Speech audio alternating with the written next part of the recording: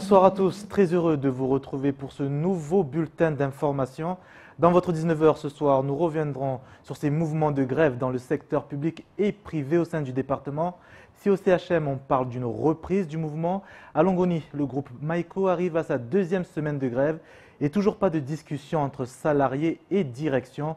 Nous y reviendrons sur cette situation de blocage avec Midaini Saïd Solihi, délégué syndical de la société Maïko. Bienvenue dans votre journal.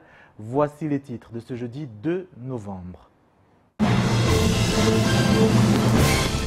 La préfecture vient de l'autoriser. Les agents de la police municipale de Mamoudzou pourront désormais être armés.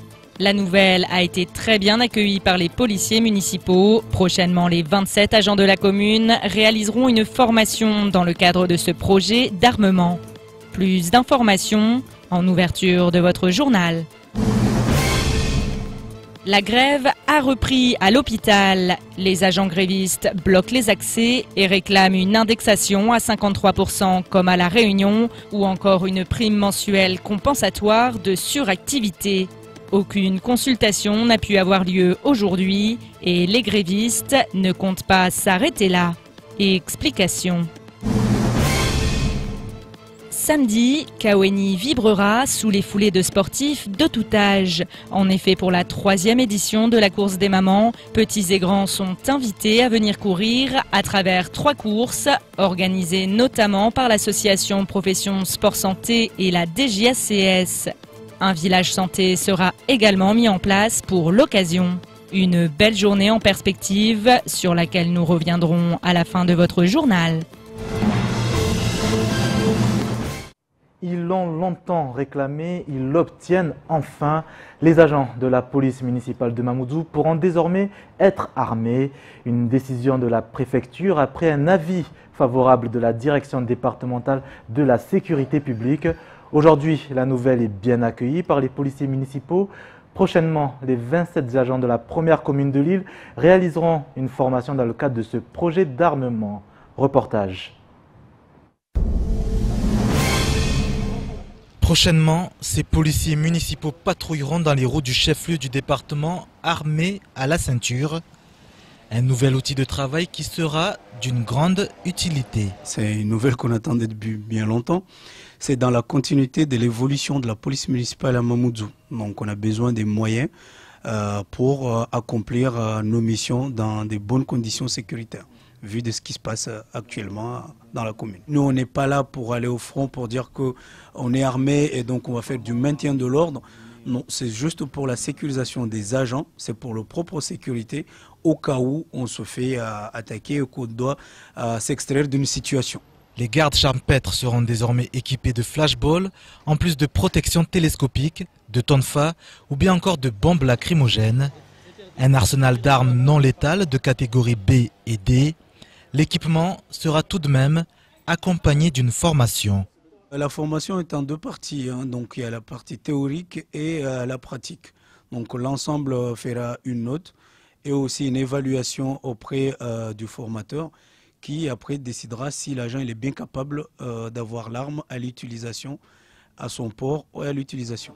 Des agents donc bien lotis pour assurer une demande en sécurité ô combien importante dans la commune. La mairie de Mamoudzou investit énormément dans la sécurité de ses citoyens à l'heure actuelle, puisqu'en fin d'année, on aura quand même la vidéoprotection qui va être mise en place sur la ville de Mamoudzou, ce qui va contribuer à d'autant plus de sécurité. Mais non seulement ça, elle est quand même toujours à la pointe d'investir ou de mettre des actions, notamment par le biais du Conseil local sécurité et prévention de la délinquance. Depuis plusieurs années, les missions de la police municipale ont évolué. L'armement des agents municipaux fera tout d'abord l'objet d'une expérimentation, un projet pilote d'une période de 3 mois. Dans votre 19h, la police toujours, mais aux frontières cette fois-ci. Jamais inauguré officiellement, depuis 2 ans, le centre de rétention administrative a ouvert ses portes sur le territoire. Avec une capacité d'accueil de 136 places, la structure voit défiler quotidiennement des dizaines d'étrangers en situation irrégulière. En 2016, ce ne sont pas moins de 18 000 immigrés illégaux qui sont passés par le CRA sur les plus de 20 000 reconduites à la frontière enregistrées au cours de l'année, avec une durée moyenne de séjour de 17 heures. Cette semaine, le centre a exceptionnellement ouvert ses portes aux médias locaux. Visite guidée avec Pierre Bellucci et Leslie Vimenet. Flambant neuf malgré ses 2 années d'existence, le centre de rétention administrative constitue la plaque tournante de la lutte contre l'immigration clandestine sur le territoire.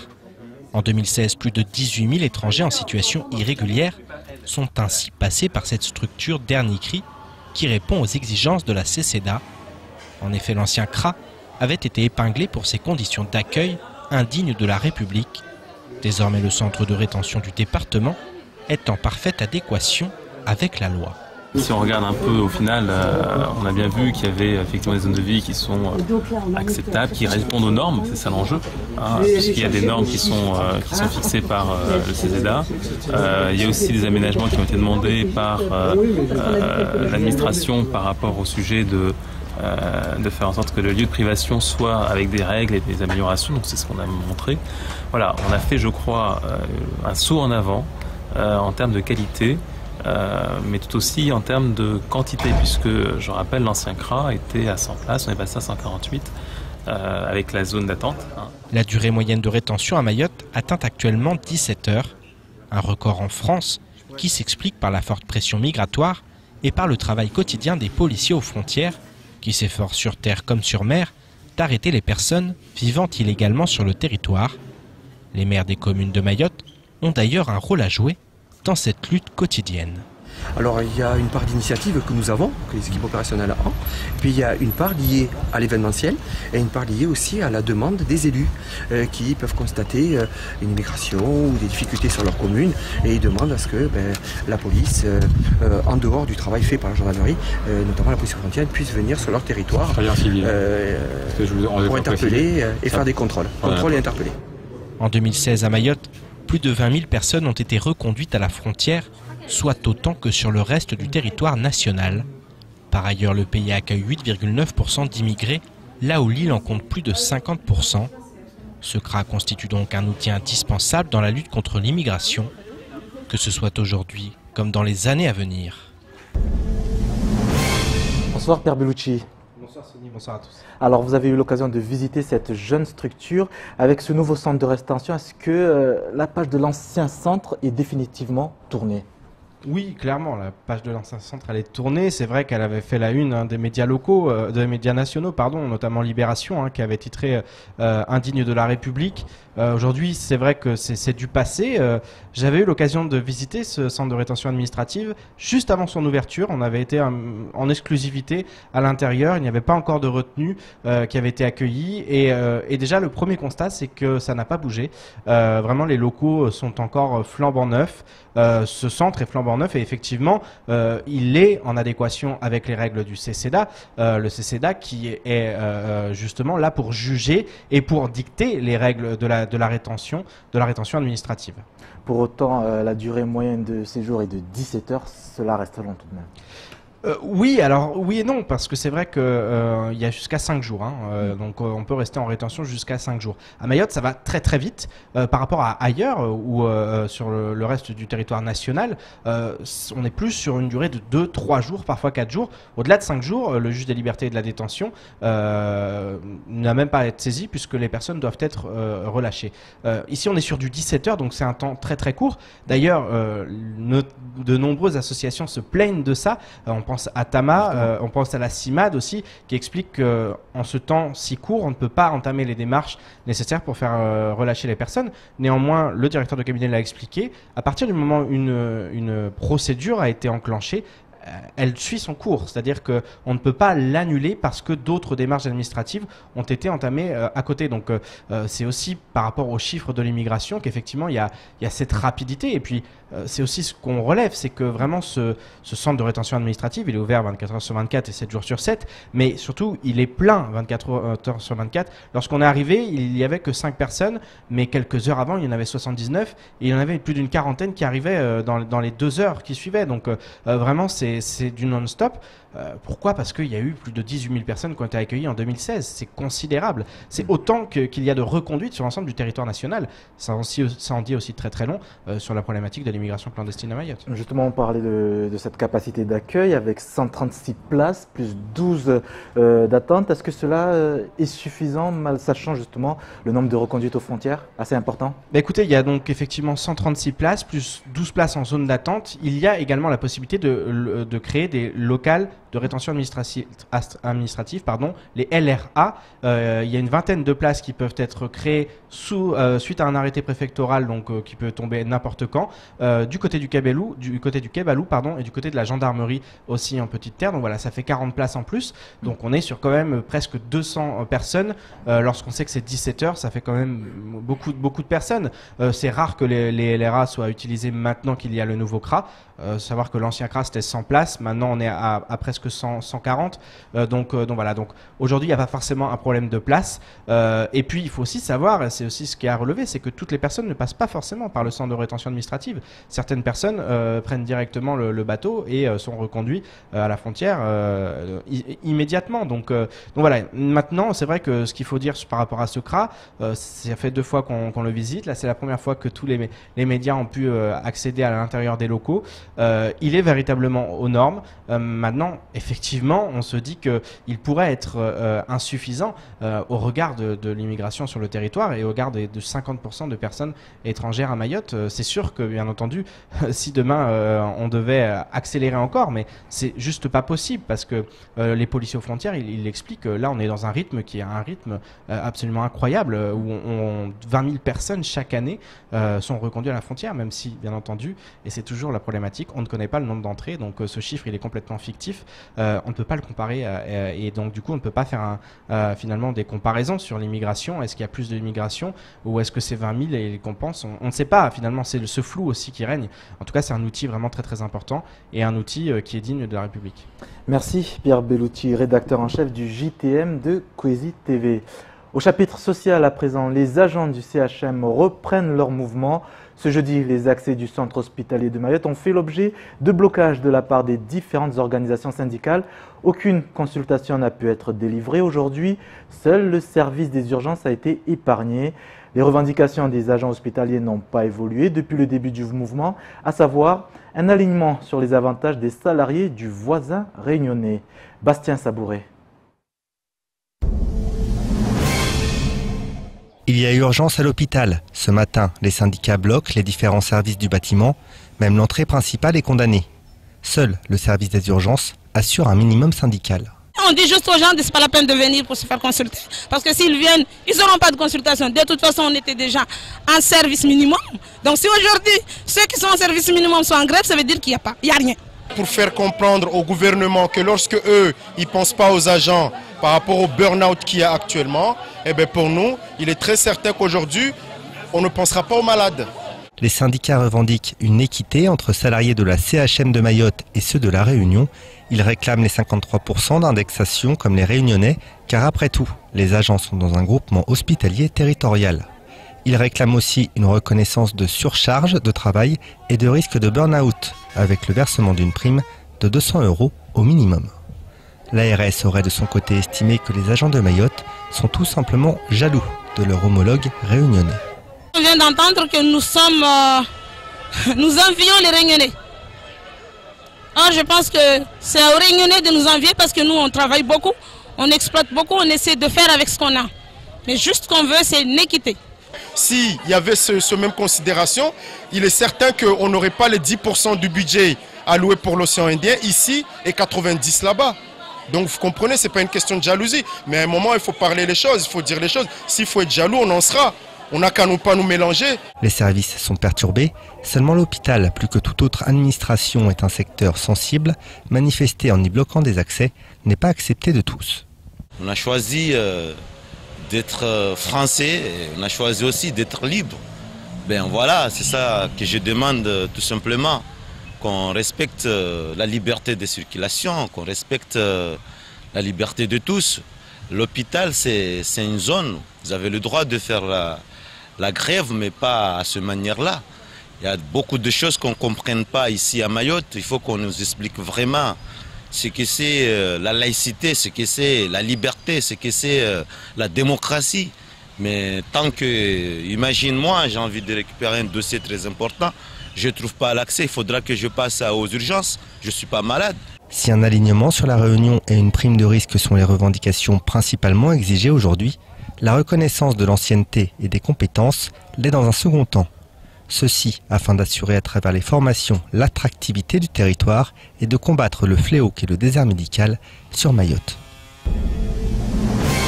Statu quo donc du côté du centre hospitalier de Mayotte dont les agents ont décidé de reconduire la grève ce vendredi, tout comme au sein de la société Maïko dont la grève devrait atteindre sa 2e semaine ce vendredi. Bonsoir Midaïn Saïd Swalihi. Bonsoir Soigny, bonsoir à tous. Bienvenue dans ce 19h. Alors au moment où l'on parle toujours pas de discussion en vue entre salariés et direction, vous le vivez comment cette situation? Cette situation, on le vit très mal. Très mal parce que nous, on ne s'attendait pas à ce que la direction fasse cette tête-là, parce que pour nous, les revendications qui sont là, ce sont des revendications légitimes, et on s'attendait à ce qu'il n'y ait même pas grève, à ce que la direction nous appelle, qu'on discute, qu'on trouve un terrain d'entente, ce qu'il n'y ait même pas grève. Mais aujourd'hui, force est de constater que la direction fait tête dure et que le mouvement perdure toujours. Alors vous avez pourtant fait des efforts en autorisant notamment la sortie des camions pour assurer la livraison des boissons au sein des doukas de l'île. Aujourd'hui, toujours rien. Que comptez-vous faire? Déjà, il faut savoir que le vendredi 27, le jour où le mouvement a commencé, la direction nous avait invités à 14h30 à une réunion. Et la direction n'est pas venue, ne s'est pas présentée. Le lundi 30, le directeur s'est présenté devant nous grévistes. Il est venu avec un discours démagogique. Il nous a demandé 3 conditions. Si les 3 conditions sont respectées, il allait discuter avec nous le jour même, l'après-midi. Les 3 conditions étaient de laisser les gens qui veulent travailler rentrer dans l'usine, de laisser les camions sortir et de respecter les gens, les non-grévistes. Ce qu'on a fait, on a respecté et on n'a pas vu la direction, n'est pas revenu vers nous. Le mardi, c'est la même chose. On a respecté et toujours pas de nouvelles. Donc voilà, aujourd'hui, le directeur, lui, il est parti aux Comores, alors qu'il y a une situation de conflit ici à Mayotte. Il nous a laissé là, il est parti aux Comores. Notre cher RH est parti en congé. Du coup, on est livré à nous-mêmes. Donc aujourd'hui, nous, on ne comprend pas cette, comment dirais-je, ce stratagème qu'amène la direction. Il faut savoir que notre direction est composée des top managers. Parce que je pense qu'il n'y a qu'à Maïko où il y a des top managers doués d'intelligence. Je ne comprends pas aujourd'hui comment ça se fait que dans ce mouvement de grève, au lieu de chercher une solution pour sortir de ce problème qui n'arrange pas aucune des deux parties, au contraire, la direction, qu'est-ce qu'elle fait? Elle cherche les moyens pour nous attaquer en justice après la grève. C'est tout ce qu'elle cherche. Donc nous, on trouve ça vraiment méprisable. La direction nous méprise, mais comme pas possible, quoi. Donc, comment prenez-vous, comment dire, est-ce que ce n'est pas un combat aujourd'hui perdu d'avance lorsque l'on voit justement le comportement de la direction? Vous le dites vous-même, depuis le départ, elle ne cesse de vous poser des lapins, entre guillemets. Non, moi je dirais pas que c'est un combat perdu d'avance, parce que nous, on lâchera rien. On lâchera rien parce que, comment dire, la méthode que veut utiliser la direction, c'est ce qu'ils sont en train de dire, qu'après la fin de cette semaine, nous tous grévistes, nos comptes seront à 0, à sec. Donc les gens vont se poser des questions, ils vont reprendre les chemins du travail, et que là le mouvement va s'affaiblir, et que voilà, nous qui vont rester là, on sera obligé d'accepter les miettes qu'ils vont nous proposer, parce que eux ils proposent tout le temps des miettes. Mais moi je vous dis, c'est pas un combat perdu d'avance, parce que nous on lâchera rien. On lâchera rien, on est là, on restera là jusqu'à ce qu'il y ait gain de cause. Aujourd'hui, que comptez-vous faire? Quelles seront vos prochaines actions? Est-ce que vous allez toujours assurer la livraison? Est-ce que vous allez autoriser la sortie des camions? Non, comme on a 2 fois, je dirais même 3 fois, respecté ce que demandait la direction et que la direction derrière s'est foutu de nous. Nous, on a décidé qu'aucun camion ne sortira et aucun camion ne rentrera de Maïko. Donc aujourd'hui, demain. De toute façon, depuis aujourd'hui, on a dit non. Il n'y avait pas de camion qui était là, mais on a dit non, il n'y a aucun camion qui va sortir. Et nous, par contre, ce qu'on veut, et on a déjà commencé, on a envoyé une lettre à la DIET pour que la DIET joue son rôle de médiateur pour qu'on sorte de ce problématique, quoi. Donc aujourd'hui, vous nous l'annoncez clairement, vous êtes prêt à aller jusqu'au bout dans ce combat? Les 130 salariés actuellement en grève? Moi, je dirais, on est prêt à aller jusqu'au bout. Et je dirais à la direction, il se trompe en pensant que après, à la fin de cette semaine, beaucoup de salariés vont lâcher parce que ça sera la semaine des tickets de distribution des tickets de restaurant ou des acomptes que les salariés vont lâcher. Je vous dis, les salariés ne vont pas lâcher parce que il y a un mois derrière, il y avait eu des débrayage à Maïko. Justement, un des salariés, on lui avait dit, comme tu as un débrayage, tu n'auras pas ton acompte. Il a abandonné les autres, il est parti travailler. Au final, une semaine après, il a été licencié. Du coup, ça, tous les salariés ont ça dans leur tête. Et nous, on a décidé, on restera là jusqu'à ce qu'il y ait gain de cause. Parce que ça, c'est pas possible que ce qu'on avait discuté lors des NAO acté, aujourd'hui, la direction ne veut pas, comment dire, appliquer ça. C'est appliqué pour certaines choses à moitié, pour d'autres, c'est même pas appliqué. Merci, Midaïn. Merci à vous. Délégué syndical CGTMA au sein de Maïko. Merci d'avoir accepté notre invitation. Merci à vous. En éducation à présent, souvenez-vous, au mois de novembre 2014, la préfecture avait décidé de dissoudre le syndicat mixte d'investissement et d'aménagement de Mayotte, chargé notamment des constructions scolaires dans le département. Depuis, les communes déposent des demandes de subventions. Néanmoins, si le SMIAM ne possède plus aucune compétence, la structure n'est pas complètement atterrée, la liquidation n'étant toujours pas effective. Cela implique donc que les mairies et le conseil départemental cotisent toujours à hauteur de 10 millions d'euros par an pour une institution actuellement fantôme. Aujourd'hui, certains tirent à nouveau la sonnette d'alarme, à l'image du secrétaire départemental du SNIPP, Rivo Malala Rokotodravelo, réclame une fois de plus une nationalisation des établissements scolaires au regard de la situation dans les écoles de l'île. Écoutons ces propos dans la matinale de Kwezi. Le préfet a décidé, enfin l'État a fait fermer le SMIAM. Il y avait des raisons. Oui. Et de toute façon, nous étions peut-être à l'initiative de cela, mais le préfet n'a pas été jusqu'au bout, puisque le SMIAM existe toujours malgré tout, et les communes participent au financement du SMIAM. Et malgré nos alertes, hein, on avait bien dit, le SNUPP avait revendiqué la nationalisation temporaire des constructions scolaires. D'accord? Nationalisation, c'est-à-dire reprise en main par l'État. Et nous n'avons pas abouti là-dessus. L'État a préféré renvoyer cela, la responsabilité des constructions scolaires, au maire.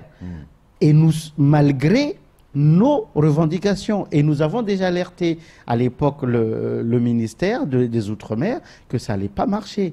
Et effectivement, nous sommes en train de le constater, malheureusement. 19h25 sur KTV, merci d'être avec nous. À présent, état des lieux du reste de l'actualité dans les brèves de Pierre Bellucci et Leslie Vimenet. Lundi, un petit garçon de 6 ans s'est noyé dans la rivière de Passamenti. Alors qu'il jouait avec ses amis, il a subitement disparu de la surface de l'eau. Les secours n'ont pas été en mesure de le réanimer et un obstacle médico-légal a été constaté. Une enquête a donc été ouverte, tandis qu'un examen du corps a eu lieu mardi. Depuis, la mairie de Mamoudzou a envoyé le communiqué suivant, je cite, « Le groupe scolaire de Passamenti Stade est fermé jusqu'au vendredi 3 novembre 2017. À Passamenti Stade, des problèmes au niveau du circuit électrique engendrent depuis plusieurs semaines des dysfonctionnements. Aujourd'hui, les problèmes liés au fonctionnement des différents matériels ont été diagnostiqués par un bureau de contrôle agréé. Ce communiqué n'est pas anodin, dans la mesure où le jeune garçon décédé était scolarisé dans cette école de Passamenti. Selon les parents d'élèves, entre droit de retrait des enseignants, blocage des parents et problèmes de réseau électrique, cela fait 2 mois que les élèves ne sont plus scolarisés. Et autre drame hier dans la soirée, un kwassa a fait naufrage proche de l'îlot Mtsamboro. L'embarcation de fortune a coulé et 6 personnes se sont noyées.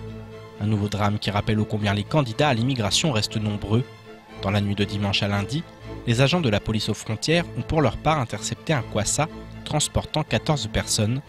Néanmoins, l'interpellation n'a pas été simple, le pilote ayant refusé d'obtempérer. Ce dernier s'est muni d'un bâton, d'un chombo et a frappé à plusieurs reprises le bateau des policiers avant de tenter de s'enfuir en multipliant les manœuvres. Le kwassa a alors chaviré, mais les policiers ont pu secourir les naufragés, dont une femme et son bébé ainsi que plusieurs enfants. Après avoir été secourus, tous ont été pris en charge par les secours et conduits par la suite au centre de rétention administrative. Le pilote a quant à lui été placé en garde à vue et inculpé de plusieurs chefs d'accusation. Mardi, le parti politique La République En Marche a nommé ses 8 nouveaux référents pour les territoires d'outre-mer et ses 16 référents pour les Français de l'étranger, à l'issue d'une consultation menée auprès des comités locaux du mouvement. Ces 24 derniers s'ajoutent aux 110 référents métropolitains désignés le 6 octobre dernier. Le parti enregistre aujourd'hui plus de 383 000 adhérents, dont 3 800 dans les territoires ultramarins et 25 000 à l'étranger. En ce qui concerne Mayotte, Amina Ariti a été nommée référente locale de La République En Marche. Elle aura pour mission d'assurer l'ancrage du parti dans le département. Elle assurera l'animation politique en lien avec les élus de La République En Marche, la coordination des actions citoyennes sur le territoire et veillera au respect de la charte, des valeurs du mouvement. Et pour terminer cette édition, un événement à suivre ce week-end. Ce samedi, la ville de Kaweni sera le lieu de la course des mamans, un projet organisé dans le cadre du plan régional sport santé bien-être. À l'occasion, un village santé sera sur place avec de nombreuses animations. Instant loisirs et santé présenté par Adèle Laurent. Samedi, Kaweni vibrera au rythme des foulées de sportifs de tout âge. En effet, le rendez-vous de la 3e édition de la course des mamans est donné à 8h30 à la MJC de Kaweni. L'objectif de cette course, c'est de mettre en avant une nouvelle fois la pratique sportive des femmes, et notamment des femmes de Kaweni pour la 3e année successive.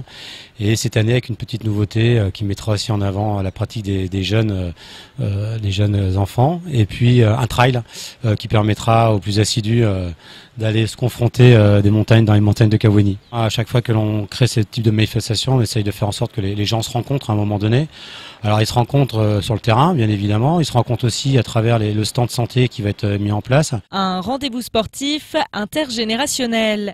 En effet, cette course est ouverte aux jeunes de 9 à 11 ans pour la course d'ouverture, à un public mixte en ce qui concerne le trail par équipe et aux femmes avec la course des mamans ouverte aux plus de 35 ans.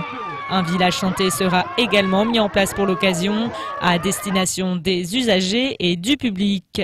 Objectif, sensibiliser notamment sur la nutrition, les facteurs de risque, les maladies liées au mode de vie sédentaire, au vieillissement et aux addictions, mais pas que. Nous aurons des partenaires de santé qui seront là, qui feront également la part belle de cette journée puisqu'ils profiteront de la présence de ces différents publics, notamment des femmes, pour faire du dépistage. Alors nous aurons Redia Bilang notamment qui sera là et qui pourra faire donc le dépistage du diabète. Toutes les personnes qui seront autour de l'activité, qui souhaiteront rencontrer les gens et bénéficier du dépistage, pourront bien évidemment profiter du dépistage. Maintenant, quand on parle d'activité physique, on parle bien évidemment de sport santé bien-être. Et le bien-être est important. 300 à 350 personnes sont attendues samedi pour cet événement sportif intergénérationnel. Pour les intéressés, à vos baskets pour courir à ce rendez-vous qui aura lieu samedi à la MJC de Kaweni de 8h30 à 17h. Un rendez-vous à ne pas manquer, fin de ce journal. Merci de nous avoir suivis. Dans un instant, les rediffusions des temps de parole de ce jeudi. Rivo Malala Rakotandra Vélo et Mandy Bacholo étaient les invités de la matinale de Kwezi. Une matinale qui revient demain dès 6h pour un décryptage de l'actualité du jour. Je vous donne rendez-vous à 19h pour un nouveau chapitre de votre actualité. Belle soirée à tous et à demain si vous le voulez bien.